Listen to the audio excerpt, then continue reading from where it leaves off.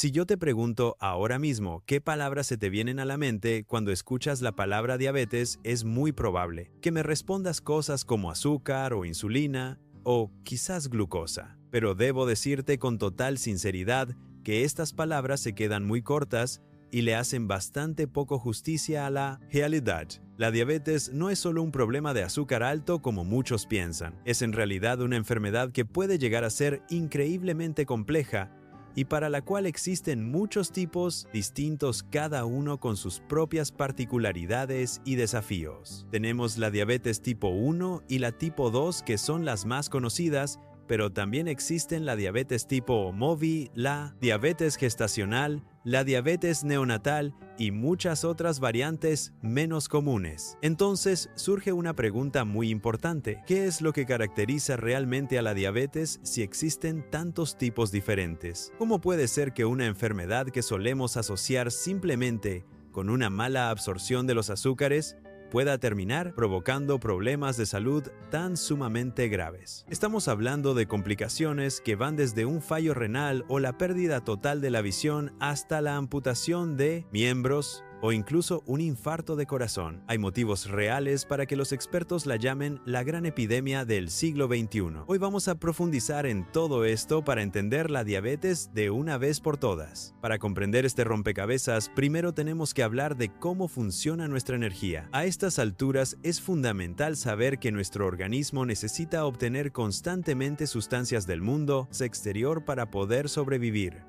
Necesitamos oxígeno y necesitamos agua, pero sobre todo necesitamos alimentos. Los alimentos que ingerimos cada día nos proporcionan moléculas vitales, como son los azúcares, las grasas y las proteínas. Nuestro cuerpo utiliza estas piezas tanto para construir y renovar las estructuras que nos forman, como para obtener la energía necesaria para que toda nuestra maquinaria biológica siga funcionando y nos permita estar vivos. De todas estas moléculas que nos dan energía, las más importantes para nuestras células son probablemente los azúcares. Y si queremos ser más específicos, debemos hablar de la glucosa. La glucosa es la fuente de energía principal de nuestro cuerpo. Imagina que las células son pequeñas fábricas que se pasan todo el día consumiendo glucosa para poder realizar sus funciones como fabricar proteínas o replicar su ácido desoxirribonucleico y dividirse. Sin glucosa, la vida simplemente se detiene. Pero aquí está el truco de la naturaleza. Todo esto que te estoy contando no sería posible sin una hormona fundamental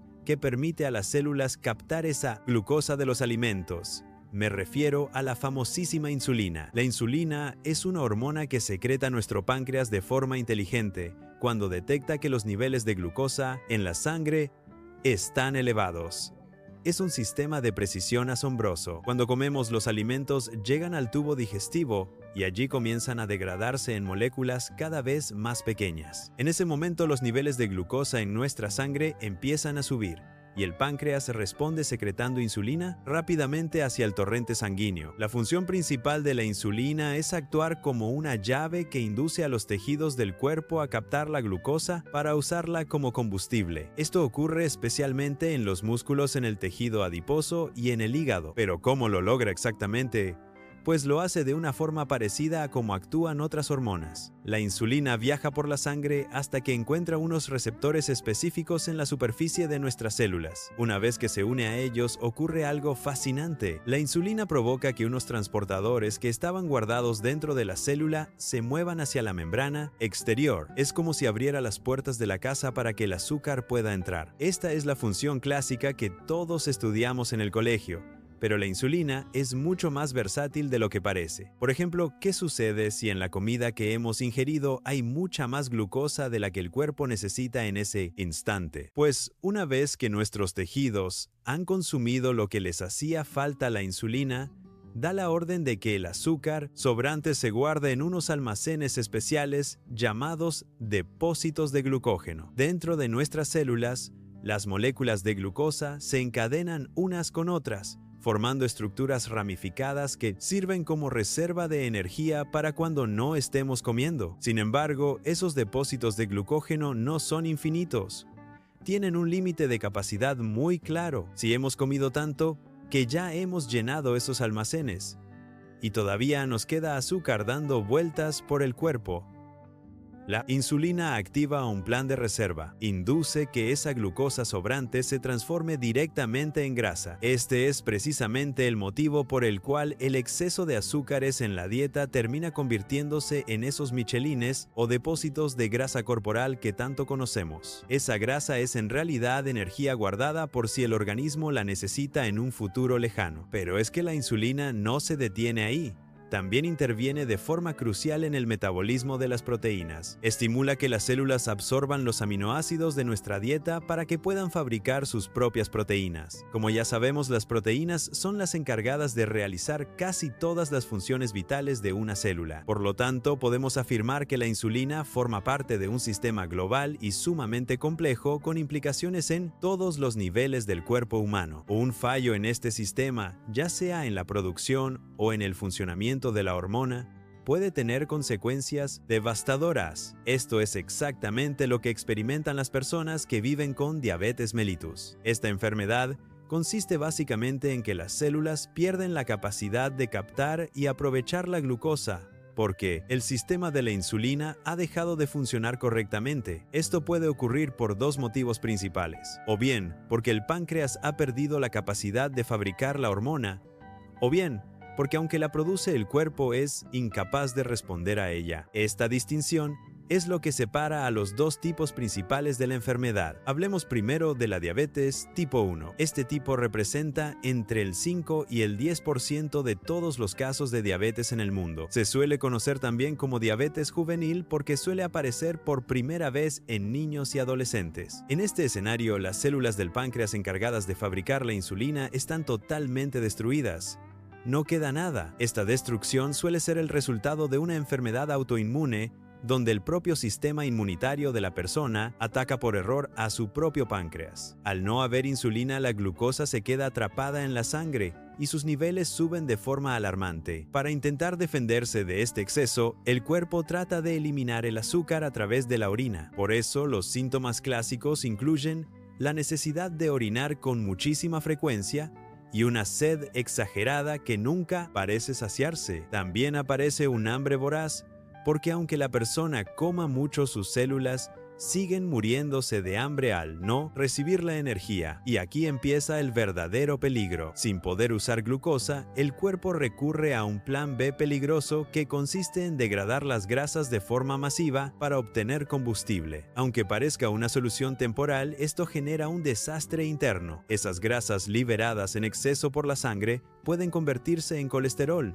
y pegarse a las paredes de las arterias. Con el paso de los años, esto daña los vasos sanguíneos y dificulta que la sangre llegue a los órganos vitales. Así es como aparecen los daños en los riñones, la ceguera o la gangrena en los pies, que a veces termina en amputación. Además, el riesgo de sufrir un infarto de corazón o un ictus cerebral se multiplica de forma drástica. Pero no solo sufren las grasas. Sin insulina, las células tampoco absorben bien los aminoácidos, y esto provoca una falta crítica de proteínas. La persona se siente extremadamente débil y pierde peso de forma muy rápida y preocupante. Por suerte, hoy en día, el tratamiento para la diabetes tipo 1 es claro. Como al cuerpo le falta la hormona, el paciente debe administrársela de forma externa todos los días, generalmente mediante inyecciones de insulina. Pero, como veremos a continuación, la historia de la diabetes tipo 2 es bastante diferente. La diabetes tipo 2 es muchísimo más frecuente, ya que afecta a más del 90 o 95% de los pacientes diabéticos. A diferencia de la tipo 1 aquí,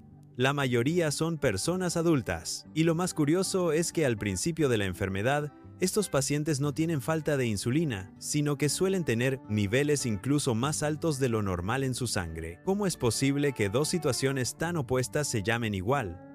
Pues porque el resultado final es el mismo. En la diabetes tipo 2 los tejidos se han vuelto sordos a la insulina. A este fenómeno lo llamamos resistencia a la insulina. Los tejidos no responden bien a la orden de la hormona, y entonces el páncreas intenta compensarlo gritando más fuerte, es decir, secretando cada vez más y más insulina. Esto puede funcionar durante un tiempo, pero al final el páncreas se agota y se queda sin voz. Las células pancreáticas se desgastan y ya no pueden producir la cantidad ingente de insulina que se requiere. Es en ese punto cuando los niveles de azúcar vuelven a dispararse por las nubes y aparecen las complicaciones. La resistencia a la insulina no aparece de la noche a la mañana. Es un proceso gradual que está muy relacionado con el sobrepeso y la obesidad. Por razones que la ciencia todavía está estudiando, las células de las personas con exceso de grasa corporal empiezan a perder sus receptores de insulina, se vuelven incapaces de captar la señal y por tanto de dejar entrar al azúcar. El gran problema es que como este proceso es tan lento y silencioso,